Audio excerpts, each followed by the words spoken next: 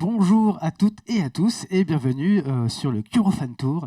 Merci à la librairie de Paris, Paris-Tokyo de nous accueillir ici à Saint-Étienne pour discuter avec vous, vous, très cher public, aussi bien sur le live que ici aussi, sur la commercialisation du manga et le métier d'éditeur aussi. On va parler de ça avec toute l'équipe de Kurokawa. Euh, pour vous expliquer comment ça fonctionne, on va discuter, j'ai des questions, mais à tout moment, vous pouvez lever la main. S'il y a des questions qui vous viennent par la tête, vous pouvez lever la main et puis on vous passera un micro pour poser des questions. Le but, ce soit qu'on fasse un échange tous ensemble. C'est pas parce que moi j'ai des questions à leur poser que vous n'en avez pas. Et souvent, en plus, à la fin, vous n'avez pas le temps de poser toutes vos questions. Donc, à tout moment, s'il y a des trucs qui sont par rapport à ce qu'ils viennent de dire, que vous avez une réflexion ou une question, bah, vous posez la question.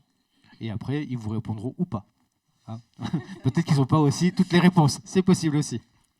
Moi, je suis Flavien, donc je suis l'animateur et le modérateur de cette discussion. Et à côté de moi, il y a Mathilde, Déborah et Paul qui vont se présenter. Pardon, c'est moi qui commence. Oui. Eh bien, bonjour, moi c'est Mathilde, je suis chargée de coordination éditoriale chez Kurokawa, donc ça veut dire qu'en fait, je vais m'assurer que le planning est tenu et que toutes les personnes aient leur travail en temps et en heure, et le rendent à temps aussi. Moi, du coup, c'est Déborah. Bonjour à tous. Je suis assistante éditoriale chez Kurokawa et chez Kotun. Donc voilà, je suis vraiment sur les deux marques. Donc voilà. Et bonjour, moi c'est Paul et je travaille au service commercial pour 3 marques, donc Kurokawa, Kotun, la marque de Webtoon, et Black River, qui est la marque de comics. Et au service commercial, on s'occupe d'accompagner la sortie de tous les ouvrages et d'assurer que la commercialisation est bien faite. Donc on va commencer par ça. Ils ont un peu précisé, ils ont beaucoup précisé leur fonction, leur catégorie, mais on va aller un peu plus loin quand même, parce que là c'était rapide. C'est quoi vos fonctions, votre rôle vraiment dans la chaîne ? C'est vraiment ça, c'est-à-dire que là, à chaque fois, on va mettre en place le programme de l'année suivante. Une fois que c'est fait, mon rôle, ça va vraiment être de faire en sorte qu'on ait les contrats pour chaque titre à temps, qu'on ait tout le matériel à temps, qu'on puisse le donner aux traducteurs, aux lettreurs, aux chargés de fabrication, aux services transverses, donc de communication, marketing, etc. Et s'assurer que chacun ait bien de quoi travailler et s'assurer que tous les délais soient bien tenus pour qu'on ait des mangas en librairie à l'heure. Ce qui est quand même une tâche ardue. Oui, voilà. Ce qui n'est pas toujours évident à tenir, mais... Non. et donc nous, au service commercial, on va dire qu'on arrive après le service édito. Pour une fois qu'on a tout le programme, tout ça est très bien calé, on va fixer tous les objectifs commerciaux, on va donc accompagner les ouvrages, c'est-à-dire faire de la promo autour des ouvrages, c'est aussi le cas du service marketing, etc. On le fait aussi au service commercial. On va créer des goodies que vous pouvez retrouver en magasin, que ce soit des marque-pages, des objets qui accompagnent les tomes collector, etc. Et le but, c'est vraiment de vous donner envie d'acheter les livres, au-delà de leur qualité intrinsèque. Il n'y a que des bons ouvrages de toute façon chez Kuro. C'est grâce à eux que vous dépensez votre monnaie. Voilà. En gros. Et toi, Déborah ? Du coup, moi, j'épaule beaucoup Mathilde et donc une autre collègue chez Kotun. Moi, personnellement, c'est principalement les traducteurs. Donc, je gère savoir s'ils ont bien tout le matériel, s'ils rentrent bien à l'heure la traduction, s'ils ont des problèmes pour la traduction. Après, je fais aussi un peu de prospection plus sur Kotun. Et je fais, vraiment, en fait, les délais sont super importants. Et il y a aussi trouver des forces de vente, par exemple des mangas, des nouveautés, des choses comme ça. Donc, ouais. Heureusement, j'ai une bonne coéquipière. Quand tu parles de force de vente, ça veut dire quoi ? Tout ce qui permet de bien vendre un manga, par exemple, ça peut être des chiffres qu'il a pu faire, ça peut être si par exemple il a un animé ou quelque chose comme ça, ça peut être... il y a vraiment plein de trucs. Qu'est-ce qu'il y a d'autre ? Ça va vraiment être tous les points forts d'une série qui explique qui va aider notamment le libraire à savoir, à connaître le potentiel d'un titre et savoir à quelle quantité il va commander aussi pour ne pas être en rupture. Là, par exemple. Est-ce que ça fait partie aussi de la prospection pour trouver un titre ou ça en amont après Est-ce que ça peut être une force justement sur la prospection ? C'est-à-dire ? par exemple, de savoir les chiffres par rapport au Japon avant de l'acheter? Ah bah oui, forcément. Enfin, oui, ça peut beaucoup aider. S'il y a une série qui va vraiment être un énorme succès au Japon, après, c'est pas systématique, mais il y a des grandes chances que ça puisse marcher également en France. Après, tout dépend de la série. Et vous regardez quoi pour savoir, pour une nouvelle licence, pour un nouvel achat, vous regardez quoi? On regarde quoi? Bah déjà, enfin, on va regarder vraiment la qualité de l'ouvrage, que ça va être au niveau du scénario, au niveau des graphismes, de la mise en page. On va voir aussi les thématiques abordées. Il y a certaines choses qui vont être acceptées au Japon, qui vont l'être moins en France. Donc ça va être vraiment de savoir, en fonction de ce qui est les centres d'intérêt des Français, ce qui pourrait les intéresser ou non. Évidemment, s'il y a une adaptation animée, c'est le jackpot aussi. Hein, ça aide beaucoup à vendre, à faire connaître le manga. Ou même adaptation en jeu vidéo aussi. Tout ce genre de choses, ça permet justement de toucher un public plus large et donc de faire encore plus connaître la série. Tu veux dire quelque chose avant?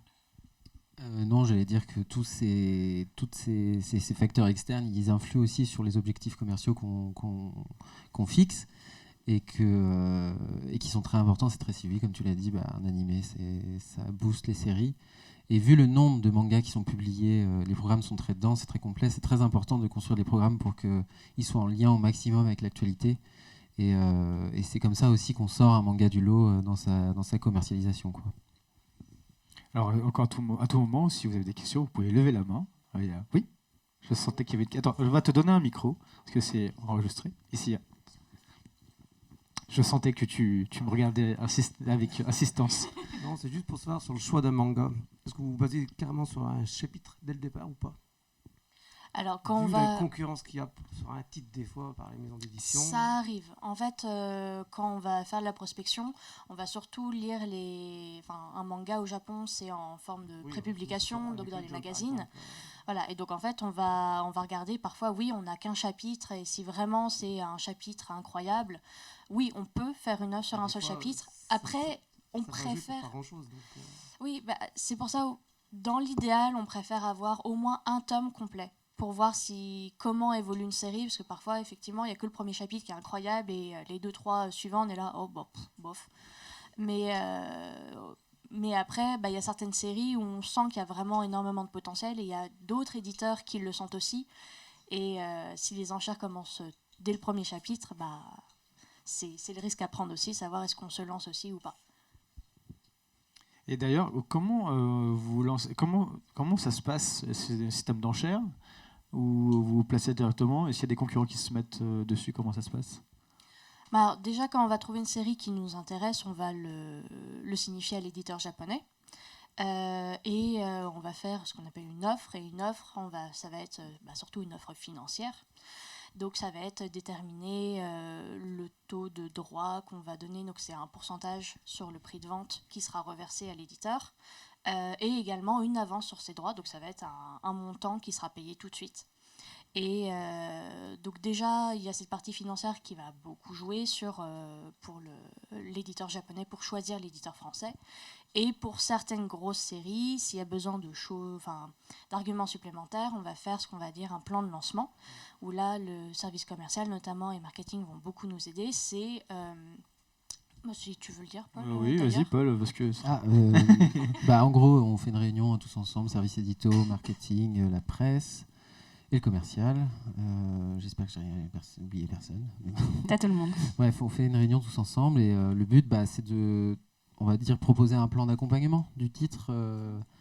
On va arriver vers les ayants droit japonais en leur disant on aimerait bien que sur ce titre-là, on aimerait bien le positionner sur tel événement, on aimerait bien faire tel com, j'en sais rien, dans le métro, dans le tram, dans les villes de France.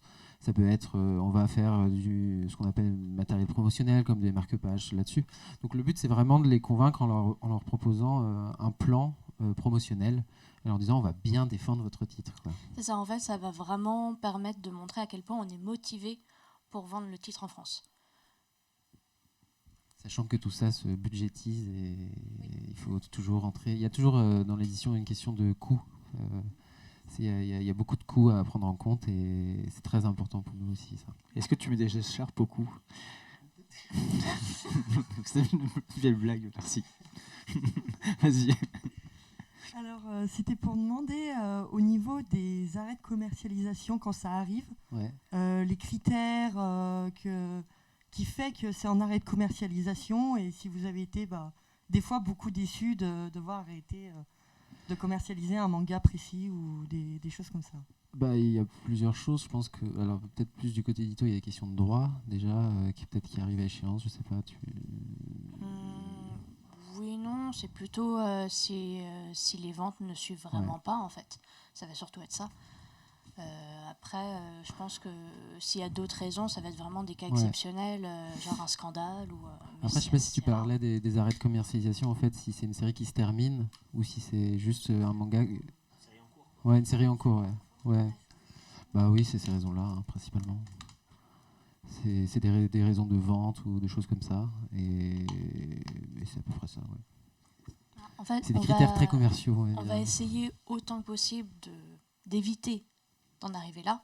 Donc avant, on va essayer de, si on voit qu'une série, on va dire concrètement, si on perd vraiment trop d'argent sur une série, parce que les ventes ne permettent pas de compenser l'argent qu'on a dépensé pour l'avoir, on va essayer de lui donner des chances en faisant des opérations commerciales, en essayant justement de la mettre en avant.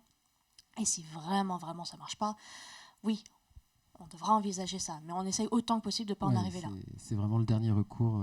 Tu passes par plein d'étapes avant d'en arriver là. Tu diminues les tirages, tu fais des opérations commerciales pour essayer de relancer le titre. Mais le but, c'est vraiment de...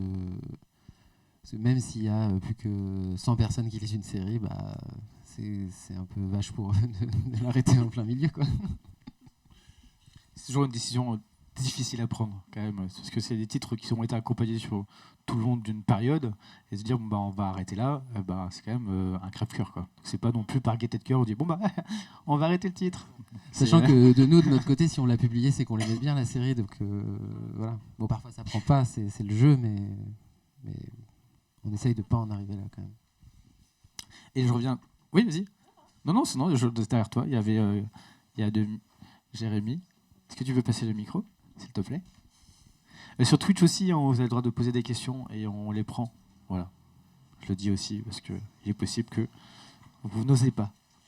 Alors, du coup, moi, ma question, c'était au niveau des publications de votre planning. Est-ce qu'il y a des événements qui impactent sur cette publication? Est-ce que vous publiez ce manga à ce moment-là parce qu'il y a cet événement qui se passe en France, par exemple, ou c'est vraiment quelque chose d'aléatoire qui se fait en fonction des sorties au Japon et que vous publiez au fur et à mesure? Il y a un peu tout ça, en fait. Il y a certaines, les plus grosses séries, notamment les nouveautés. Donc les nouvelles séries qu'on va sortir dans un programme, celles qui sont vraiment les plus importantes, on va essayer de les mettre à des endroits stratégiques pour qu'en fait elles aient la meilleure visibilité possible. Après, oui, ça peut, si jamais il y a un événement extérieur qui est important, on se dit que si on met le manga en face, ça permet, si ça fait une actualité, etc., on va essayer aussi. Après, pour le reste du programme, ça va dépendre du rythme de parution au Japon aussi. Donc, soit il y aura une série, il y aura un tome tous les 2, 3, 4, 6 mois, 1 an. Mais ça va dépendre de la parution au Japon aussi. Sachant que j'ai quand même l'impression que dans notre travail, si tu veux, on va arriver au début d'année. Mettons au début d'année, on a un planning qui est tout fait. Et il peut être soumis à changement aussi selon si, par exemple, il y a des gros événements, tu vois. Et c'est vrai que, comme tu disais, par exemple, on va prendre un événement comme Japan Expo. Ça peut être un bon événement pour positionner un titre, par exemple. Et puis après, y a les mauvaises surprises en cours d'année, des négociations de contrats qui ont duré beaucoup plus longtemps que prévu, ou le colis qui transportait les mangas japonais qui devait arriver, qui s'est perdu en cours de route, ça peut arriver aussi, ou le traducteur qui tombe malade et qui est alité pendant 2 mois, qui doit rattraper son retard. Après, ça va être le jeu aussi de modifier le planning de manière à impacter le moins possible, mais à permettre de ne pas trop galérer non plus pour les sortir. Ça va être le jeu aussi, de gérer tous ces imprévus. Ouais, et c'est d'autant plus le jeu en ce moment où il y a un problème d'approvisionnement de matières premières surtout, que ce soit sur le papier ou tout. Et donc les délais sont très short, tout est très tendu, donc il y a des gros problèmes de fabrication, mais l'édition n'est pas le seul secteur touché, hein, c'est tous les secteurs. Et ça crée plein de changements de programme qui sont faits ensuite et de décalage en librairie. Mais on aime les défis. Mais on aime les défis, on essaye de sortir, mais ça se joue vraiment, c'est très tendu au point où ça se joue à une journée. Je sais plus si c'est hier ou avant-hier, on a validé quelque chose au service commercial, je vous dis pas quoi, parce que pas de spoil. Mais si voilà, fallait que ça soit validé dans la journée et que ça parte en fabrication. Et si ça partait le lendemain, bah, le fabricant il n'aura pas eu le temps de mettre en place son truc et le titre sera décalé, quoi. Toujours sur un planning très serré, à voir comment ça peut se positionner aussi, avec les aléas aussi de la vie. Et je vais revenir un tout petit peu en arrière, parce qu'on a été plus loin, mais c'est très bien aussi. Juste au moment de l'acquisition, comment ça se déroule une fois que vous avez acquis le titre? C'est quoi après? Vous êtes tranquille ou justement il y a la non, planification évidemment. et là il y a tout l'enjeu qui arrive? Bah, une fois qu'on a une série, qu'on a acquis les droits, bah, il y a toute la partie très palpitante de la mise en vente de la création du contrat. Donc la négociation, on va créer le contrat, il va y avoir des échanges avec l'éditeur pour s'assurer que tous les points soient vraiment bien. Ensuite, il va falloir le faire signer, évidemment, avoir les factures à faire régler. Donc là, Déborah m'aide beaucoup là-dessus, à faire les échanges avec la compta, vérifier que toutes les factures sont payées en temps et en heure. Et puis moi, ensuite, j'arrive derrière. Bon, bah, c'est bon, tout est payé.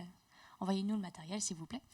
Et ensuite, bah, ça va être choisir un traducteur qui puisse mettre ça dans son planning, leur envoyer le matériel et qui puisse rendre du coup son travail, la traduction à temps. Et ensuite, on va lancer tout ça en fabrication. Déborah, Oui. comment tu interviens dans ce process, donc avec les factures, etc. Alors effectivement, moi c'est plus les Autre. factures, enfin j'ai une partie administrative, donc c'est plus m'assurer effectivement que tout soit réglé en temps et en heure. Parce que bon, voilà, ça peut vite. Compliqué aussi. Voilà, parce qu'effectivement, ça peut. Alors, un petit mail qui se perd ou qui s'oublie ou des choses comme ça peut vite arriver. Ou qui n'a pas été. Voilà. Enfin, c'est toujours un petit peu compliqué. Et puis, ouais, après, moi, c'est toujours les traducteurs. Donc, c'est moi qui me charge d'être sûr qu'ils puissent tout rendre en temps et en heure. Parce qu'en fait, au début, c'est toi qui les choisis ou c'est choisi avec l'équipe Alors, et après on tu suis. est plusieurs à faire la prospection, avec notamment Grégoire Hello qui fait vraiment une prospection principale, mais on va être plusieurs aussi à faire de la recherche. Et ensuite, en fait, on va se réunir régulièrement, présenter les titres qu'on a trouvés. Et une fois que l'équipe il y a un titre particulier qui nous plaît, on va en parler à la direction qui va accepter. Et une fois qu'elle a accepté, on va mettre en place l'offre, etc., etc. Ouais, c'est quand même tout un processus. Et après, les traducteurs, Oui. etc. Et je vais prendre la question Twitch. Juste après, je vais prendre juste les rôles de chacun. Et après, je prendrai la question Twitch. Eh bien, la question Twitch, c'est... Juste après, je vais juste demander à Paul ce qui se passe après l'acquisition. Une fois qu'on a l'acquisition, nous c'est en parallèle du service édito. On va commencer en fait.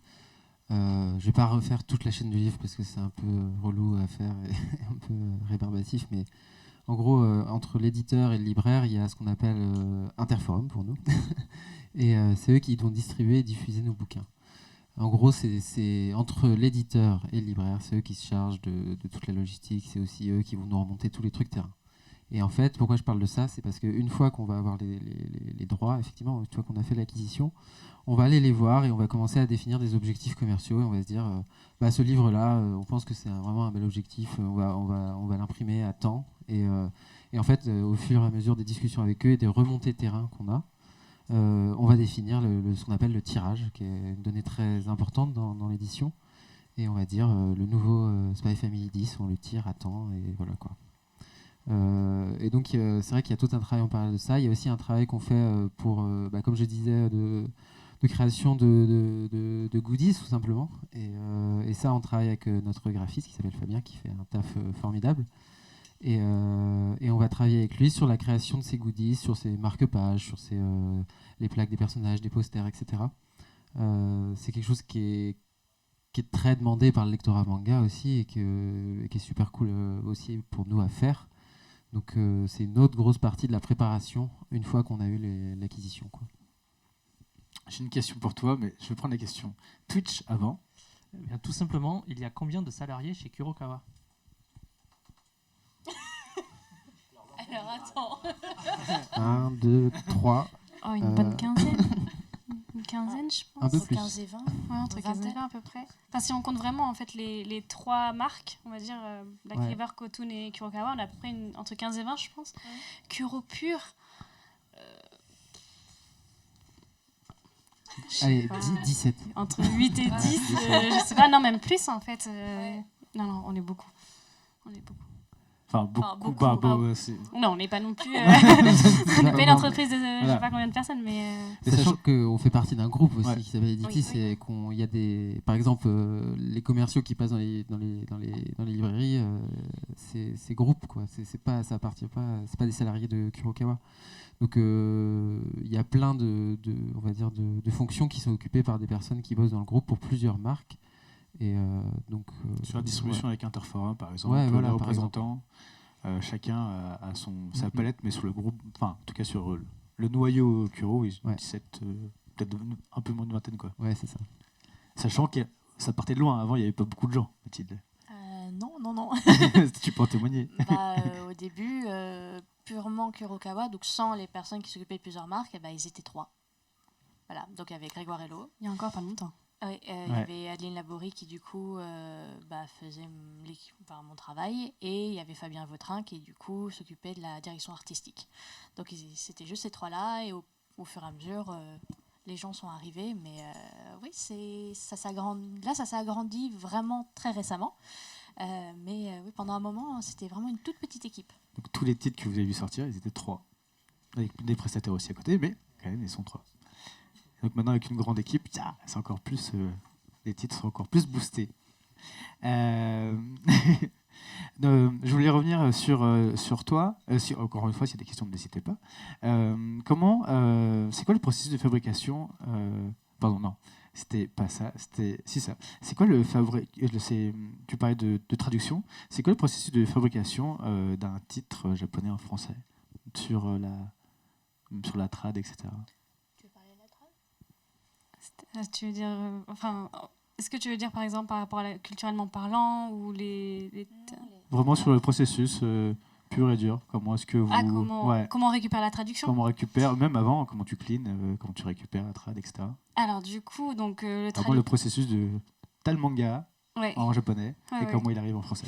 En gros, donc une fois qu'on a le traducteur choisi, ce traducteur donc, va avoir le titre en japonais d'abord, qu'il va devoir annoter, donc numéroter. Il va devoir numéroter chaque bulle, chaque partie, en fait, zone de texte. Donc ça peut être les bulles, ça peut être les onomatopées, ça peut être par exemple un panneau qui est écrit en japonais, il va falloir le mettre en français, des choses comme ça. Et lui, en fait, il va travailler en parallèle sur un fichier Word, tout simplement, où il va vraiment, en fait, par rapport au numéro qu'il va mettre dans le tome japonais, il va le mettre aussi sur le fichier Word, donc on va pouvoir ensuite comparer, en fait, indirectement. On va se retrouver avec bulle 1, page 1, plouf, page 1, bulle 2, clac, et puis après Voilà. les textes, etc. Exactement. Et ensuite, donc il y a la correction qui passe dessus. Il y a aussi, en fait, on vérifie vraiment tout. On vérifie donc la typo, si c'est clair, s'il manque des virgules, s'il manque des choses comme ça, et aussi si la traduction est Cohérente. oui, ouais, merci. Cohérente. Voir si c'est cohérent, et ensuite, en fait, une fois que tout est bon, on l'envoie. Est-ce que la traduction doit aussi être dans l'air du temps, avec des mots de John, par exemple? Ça aide. C'est évidemment, on essaye de suivre. Il y a Des certaines mots séries. comme Bad Jones quoi. Voilà, exactement. On a revu j'ai relu une de nos séries il y a pas longtemps, et dedans c'était écrit Mon Jules. Ouais, de nos jours, Mon Jules, c'est vrai que ça passe un petit peu moins Oh, bien, Mon on va Jules. dire. Une vieille série. Oui, oui, voilà, non, c'était une Voilà. vieille série, mais donc du coup à l'époque ça passait très bien, effectivement. De nos jours, oui, bon, ça passerait un petit peu, ça serait un peu plus bizarre, disons. Et c'est quoi maintenant? Alors on l'a. Bonne question. Il y a tellement de mots, je laisse les gens choisir le mot qu'ils préfèrent. Oh frérot. C'est ça. Je me dédonne de ça.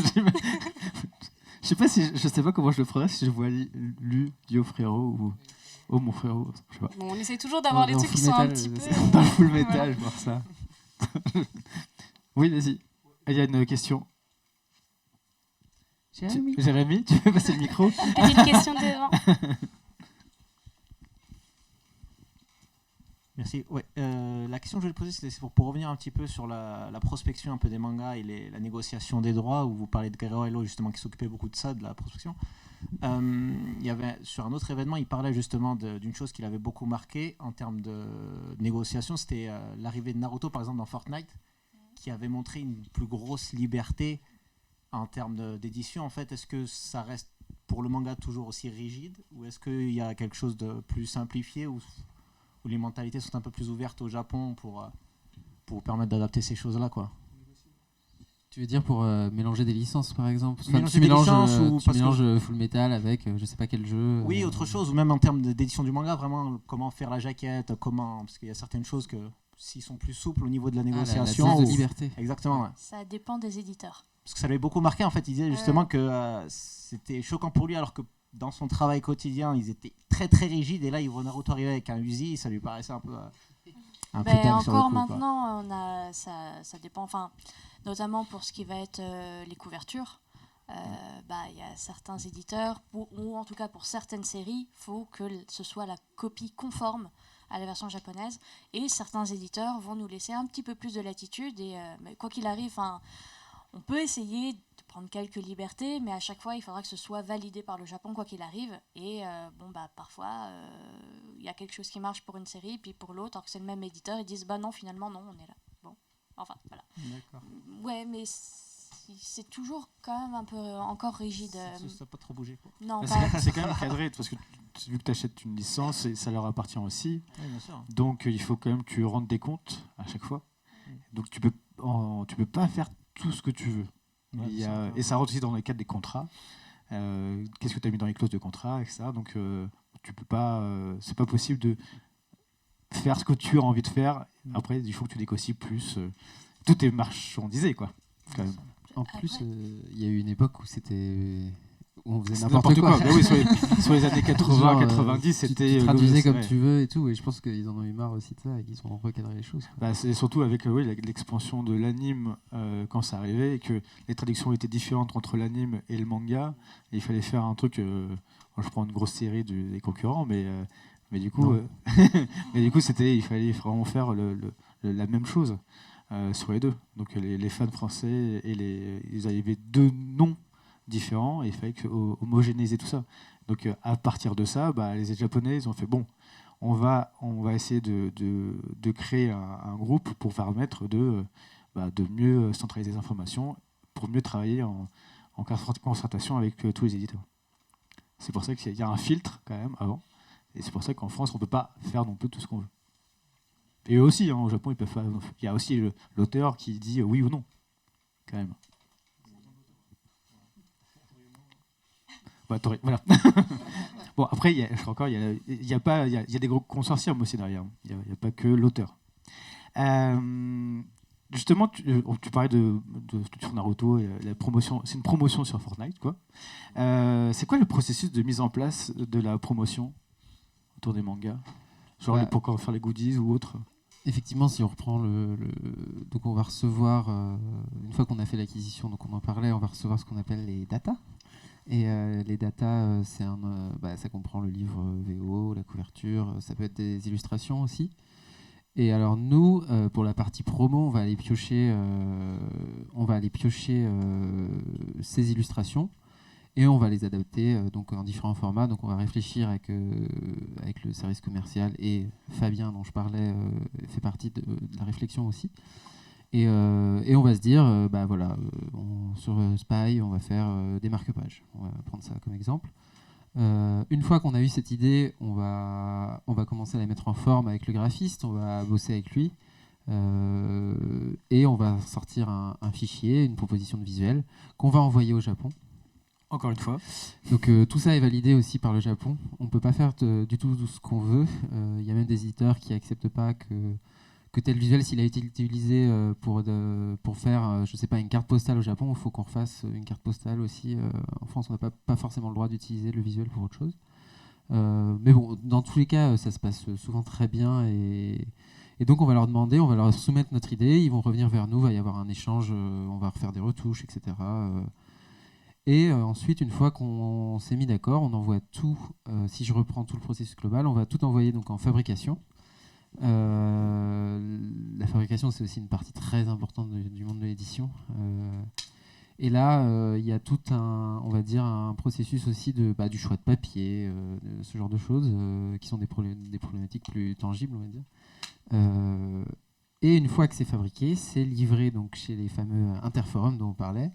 Et ces gens-là vont se charger de les dispatcher, de les envoyer. Après, les librairies vont faire des commandes et les librairies vont recevoir. Et après, ça arrive dans vos mains. C'est un peu le processus de la mise en place de la promotion. Bien sûr, il y a en amont toute l'étape de réflexion dont j'ai déjà un peu parlé, mais évidemment que si un titre a un animé, on va peut-être positionner la promotion différemment. Enfin voilà, il y a toute une réflexion. Il y a aussi quelque chose qui est intéressant, ça serait parler de comment on travaille avec d'autres licenciés. On va prendre l'exemple de Crunchyroll, par exemple, qui a les droits de certains de nos animés. Et donc, on va discuter aussi avec eux pour faire de la promo croisée. Je sais pas, ça peut être glisser un flyer dans un ouvrage, ça peut être faire ce qu'on appelle une PLV, ce que vous pouvez voir derrière Mathilde et Flavien ici, qui sera commune. Ça peut être des choses comme ça. Donc, il y a beaucoup aussi d'échanges. Si je prends un autre exemple, par exemple, cette fois sur Pardon ? Voilà, ah bah oui, parfait. Là, il y a le logo à regarder sur Crunchyroll. Donc voilà, c'est ce genre de choses. C'est le cas, si je prends un autre exemple, sur le comics, on a une licence qui s'appelle Magic. On va travailler avec les gens de Wizard qui font les cartes Magic. Ça peut être ce genre de choses. Je vais prendre la question déjà Twitch et après je te prends juste après en question. Justement, au niveau de Crunchyroll, et on revient sur la traduction, est-ce que les traducteurs de chez Crunchyroll, ADN ou autres viennent discuter avec vous pour l'adaptation anime d'un des mangas que vous publiez ? Oui, souvent, si jamais on va publier un manga au début et qu'ensuite il y a l'anime qui sort en France, on est contacté justement pour que le traducteur donne une bible. Donc, c'est-à-dire que c'est un fichier qui répertorie toutes les traductions des thèmes, des termes importants de la série pour que justement la traduction soit la même. Donc là, il y aura un échange pour s'assurer que toute la traduction et de la série et de l'animé, et du manga et de l'animé soit homogène. Merci. Et oui, il y a une question. Mais si un jeu vidéo ou un film sort sur un manga, est-ce que ça va booster un petit peu la vente du manga ? Ah bah oui. Parce que le film ou le jeu vidéo ou la série animée va toucher un public qui ne va pas forcément lire le manga au départ. Et donc souvent, on va avoir, même pour Spy Family par exemple, déjà le manga marchait très bien. À partir du moment où il y a eu l'animé, il y a eu beaucoup de personnes qui se sont dit « mais il est génial cet animé, ah mais il est en manga, mais super, je vais le lire aussi ». Donc du coup, ça va jouer énormément, oui. Tu peux passer le micro juste derrière toi. Merci beaucoup. Merci.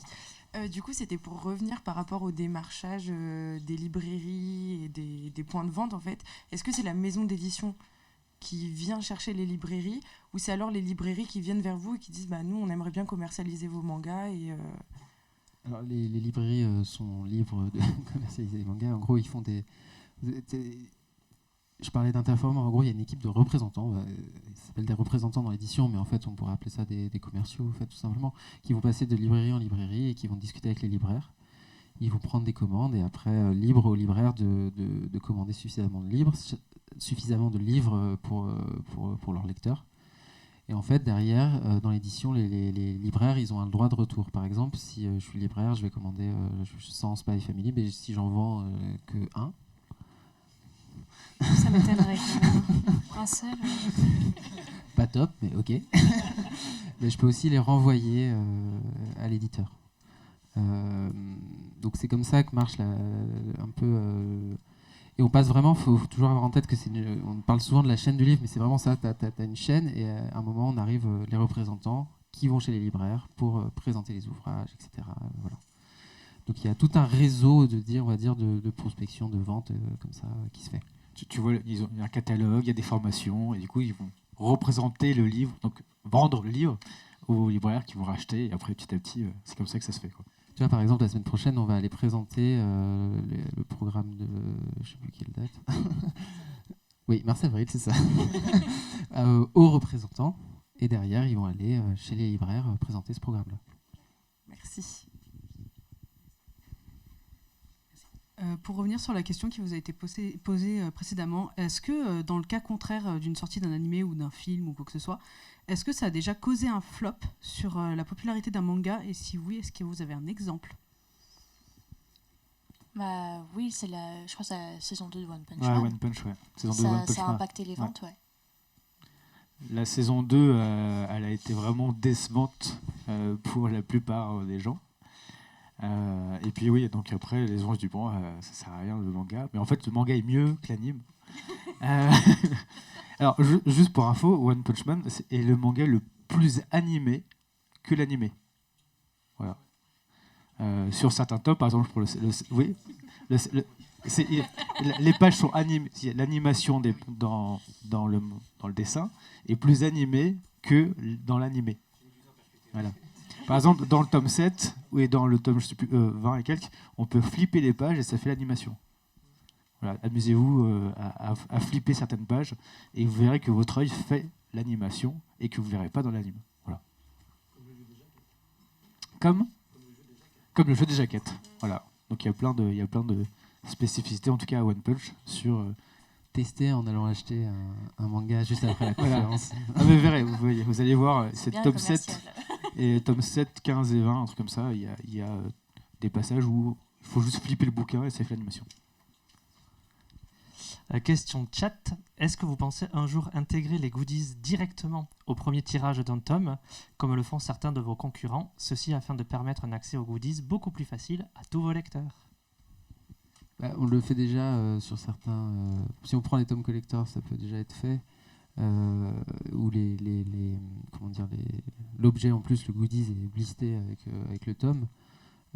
C'est pas fait systématiquement. Aussi parce qu'on laisse une certaine liberté aux libraires aussi, et que c'est un coût aussi de blister tout simplement. Donc on le fait déjà sur certains, mais ça dépend des typologies. Typiquement un collector, c'est sûr que il est souvent fourni avec, il est parfois blisté, mais c'est moins le cas par exemple sur des marque-pages ou des choses comme ça. Ça dépend de la typologie du goodies en question en fait. Est-ce que justement les stratégies des goodies, c'est aussi un projet d'accompagnement à long terme sur des titres qui ne fonctionnent pas ou d'autres qui sont un peu en fin de catalogue? Par exemple, si on différencie dans l'édition les nouveautés du fond, donc les titres de fond, on va plus les travailler en OP commercial aussi. C'est quoi une OP commerciale? Alors, c'est quoi une OP commerciale? Une OP commerciale, c'est pour l'achat de, mettons, 2 titres, peu importe lesquels. Vous aurez le droit à un goodies, par exemple, ça peut être des baguettes en janvier. Des baguettes, voilà. Ils sont très bien ces baguettes. Elles sont super ces baguettes. Bah ouais, elles sont super. Donc en janvier, allez acheter pour retrouver des baguettes. Mais voilà, donc le but c'est vraiment de travailler spécifiquement à un moment de l'année. Les moments ils sont souvent prédéfinis. Hein. Il y a des moments dans l'édition, que ce soit la rentrée, les vacances, etc. Enfin bref, il y a des OP, il y a des OP qui sont des moments à OP, on va dire. Et donc on va travailler une série en particulier. Ça peut être animer le fond Spy, ça peut être animer le fond Full Metal, Soul Eater, enfin voilà. Et côté édito, est-ce qu'il y a aussi un moyen d'accompagner les titres? Côté édito, pas... On est juste très derrière les commerciaux en fait. Principalement. On fait des offrandes sur un hôtel, on prie très fort, mais c'est ça. Je pose la question, je ne sais pas.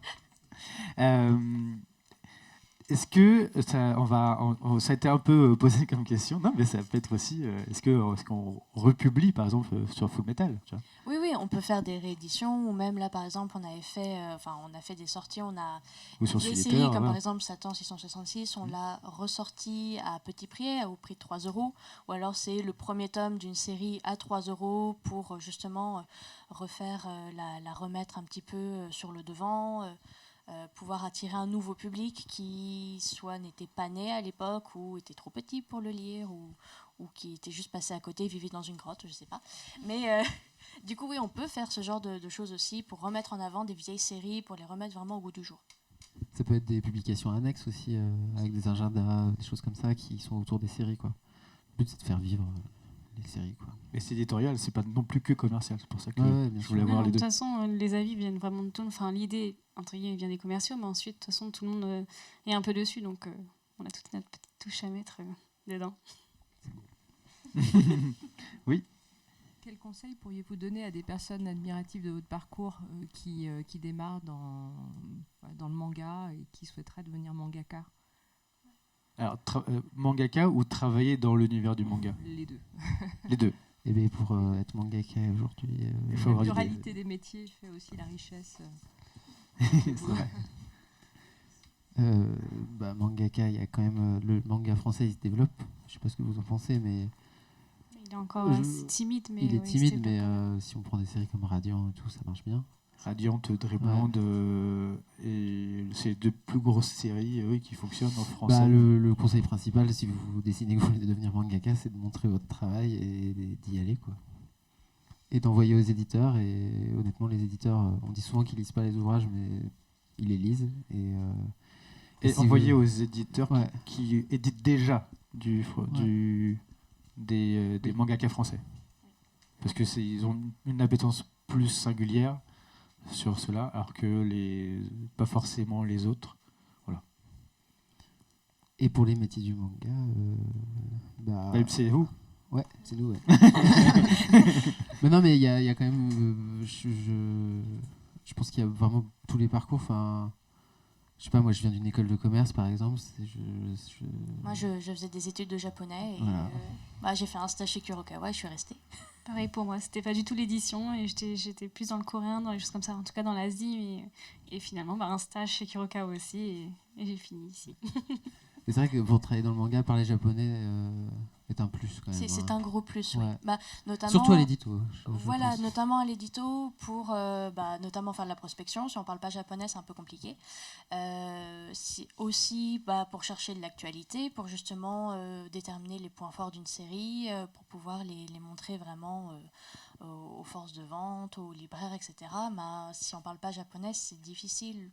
Enfin, c'est pas impossible, mais c'est beaucoup plus difficile justement d'être au courant de ce qui se passe et de ce qui va arriver. Et même pour les relations avec les éditeurs japonais, si on parle japonais, c'est encore mieux.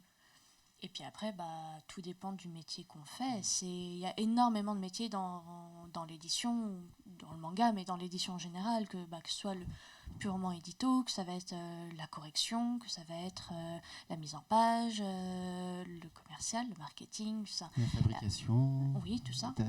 Il y a vraiment une pluralité de métiers et qu'ont chacune leur parcours spécifique. Après, même si moi je trouve que par exemple chez Kurokawa, il y a plein de gens qui ont des parcours atypiques, et qui suivent pas une ligne forcément et qui ça reste un petit milieu et je pense que l'investissement que tu mets dedans et aussi le réseau, tout simplement, sont aussi importants. Plus tu t'impliques, plus tu rencontres de monde, plus tu as d'opportunités qui s'ouvrent à toi. Et voilà. Et on peut mettre aussi les libraires. C'est aussi c'est totalement aussi dans le métier du manga. Il y a aussi les médiateurs, aussi dans les hôpitaux. Voilà, il y a plein de choses. Voilà. En tout cas, il y a plein de possibilités. Et il y a quand même une formation métier du livre qui existe aussi, que tout le monde peut faire, qui est vraiment dédiée pour le coup au métier du livre. Et beaucoup de contacts, sur du contact, globalement. C'est ça. Je vais revenir un tout petit peu en arrière. Il y avait une question qui était un peu posée sur le flop.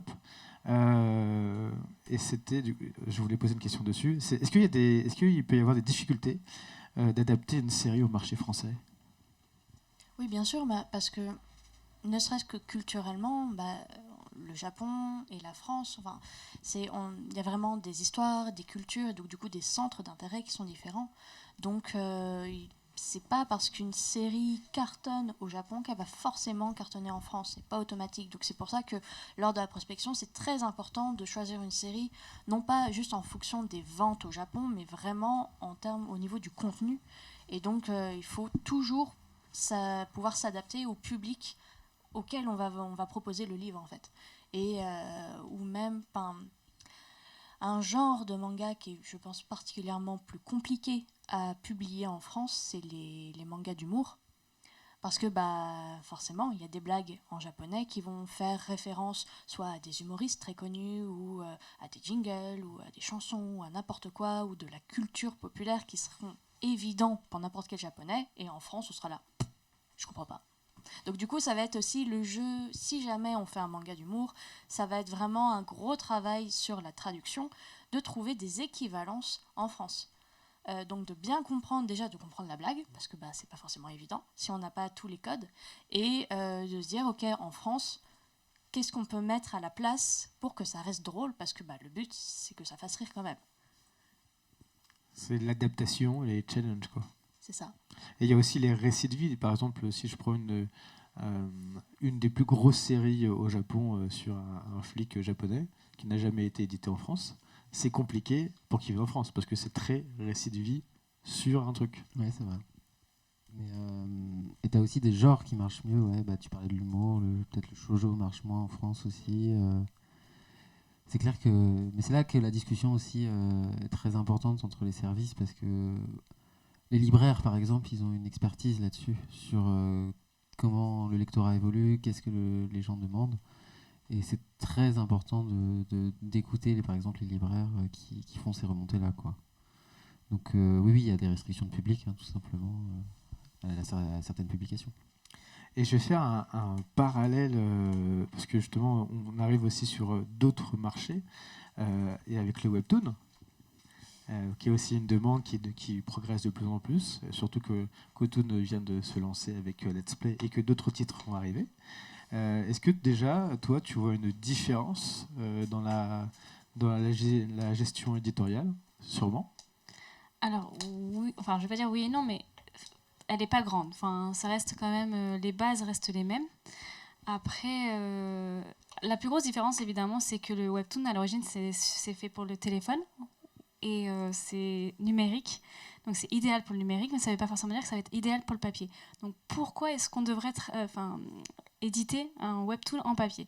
Et du coup, c'est vraiment là la plus grosse différence, c'est que des fois le webtoon existe déjà en papier, par exemple en Corée, il y en a souvent.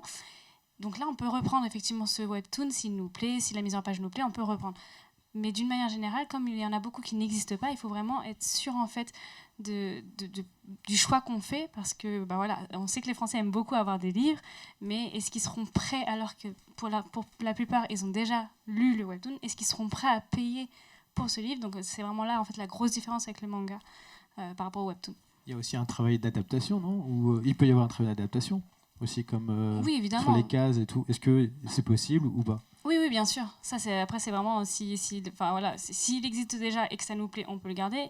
On peut aussi, des fois, on peut, pareil avec l'éditeur, on peut voir si potentiellement on peut changer un peu, remanier un peu à notre sauce, avoir un peu de liberté, mais bon, on a toujours quand même pas mal de... Est-ce que c'est, je sens la question, mais est-ce que c'est aussi rigide? Pour l'instant, ça va. On s'en sort bien. Non, ça reste rigide, mais je trouve pas forcément autant. Mais bon, après, ça dépend vraiment des éditeurs, en fait. Mais ça va. On s'en sort. Ils sont quand même, en général, plus ouverts pour qu'on change. Par exemple, celle de La mort atteint la vilaine, donc le prochain titre de chez Cotoon, la couverture a été dévoilée il y a quelques jours et elle est totalement... Enfin, elle change... L'idée est là, mais elle change quand même pas mal de la couverture coréenne. Donc voilà, on a quand même eu le droit, mais on garde les petits trucs coréens quand même. Ce qui aurait été pas trop pensable sur certains titres japonais. C'est ça. Je pense que oui, il y a des petits trucs qui seraient peut-être moins bien passés, ou ça dépend vraiment de l'éditeur. Est-ce qu'il y a encore une question? Ouais. Ça sera... Augustin, tu peux me dire, tu es le gardien du temps. Oui, voilà, en fait... 5 minutes, très bien. Ah, t'as déjà donné le micro, hein? Ça a coupé? Oui. Non, vas-y. Oui, en fait, je voulais demander, pour une série comme Hajime no Ippo, par exemple, comment on explique qu'il ne marche pas très bien en manga en tant que vente, mais alors qu'il cartonne en lecture en ligne, et il est reconnu comme un très bon manga. Et comment c'est possible qu'un... À mon avis, la force et en même temps le problème d'Hippo, c'est sa longueur. Et je pense que c'est difficile de recruter un nouveau public pour Hippo, même comme d'autres séries qui font plus de 100 tomes. Je pense qu'il y a pas mal de personnes qui sont découragées de se dire « Ok, il y a combien de tomes? 118, vous êtes sûr? Oh la vache, je sais pas. » Il y a ça aussi à prendre en compte 126. parce que... Oui, oh là là. Mais c'est... disons, ceux qui restent, du coup, ça fait vraiment un noyau dur de fans qui vont rester là. Et donc, c'est pour ça aussi, on va les chérir, on va continuer à faire la série. Mais ça va être, on a remarqué que c'était dur de recruter de nouveaux lecteurs parce que justement, la longueur des tomes va les décourager aussi, ça va faire peur. Ok, je comprends. Et des coffrets.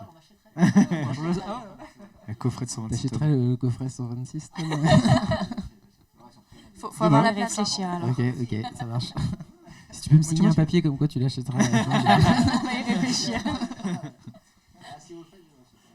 Après, c'est pareil, il y a aussi l'anime est aussi un peu en fond de catalogue aussi, donc c'est pareil, ça recrute pas non plus. Le cercle n'est pas aussi vertueux qu'il devrait l'être, alors que c'est un bon titre. Donc c'est pareil, c'est un peu la loi des séries, hein, sans faire de jeu de mots. J'ai pas fait exprès, mais voilà, c'est un peu le cercle qui se fait, quoi. Et bien on arrive à la fin déjà de cette discussion et rencontre avec Mathilde, Déborah et Paul et vous. Pour savoir un peu plus sur la commercialisation d'un manga en France. Mais avant de partir, il y a un petit jeu. On a 10 tote bags à vous faire gagner. Et donc, j'ai des répliques de manga. Le premier qui trouve lève la main et me dit de quel titre c'est et gagne le tote bag. Alors, ceux sur Twitch, bon bah... Voilà. Donc, pour le public ici, alors je vais commencer. Je vais essayer d'interpréter. Non, en fait, il faisait un bouquin tellement pas possible là-dedans que je suis descendu me plaindre. Oui. C'est l'interprétation qui est à One shot. One shot. Bravo, bravo. Alors. Ok, je vais essayer. Notification. L'acquisition du sort de magie invocatrice, appel du démon a fonctionné. Vas-y, vas-y. Oui, mais c'est bon.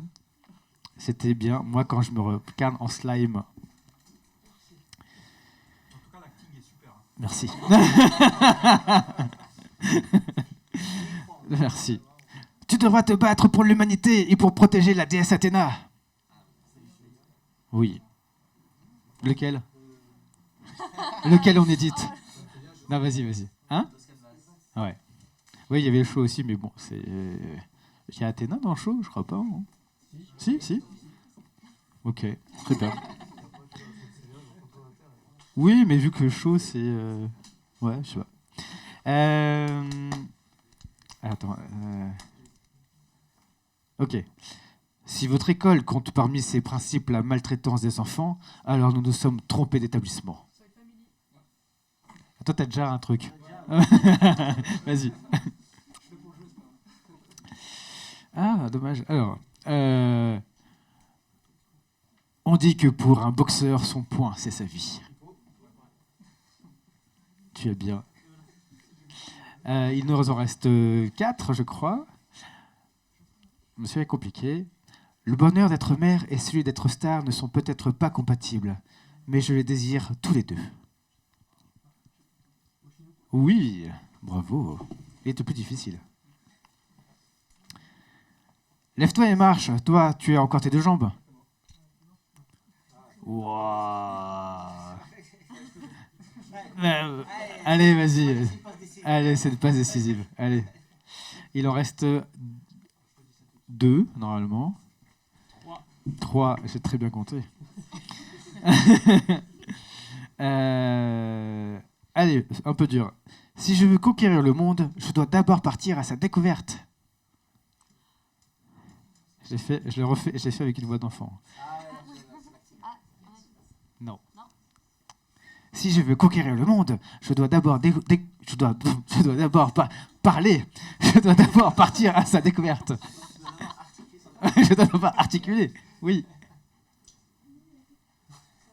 Oui, Satan 666. C'est J.O. qui dit ça.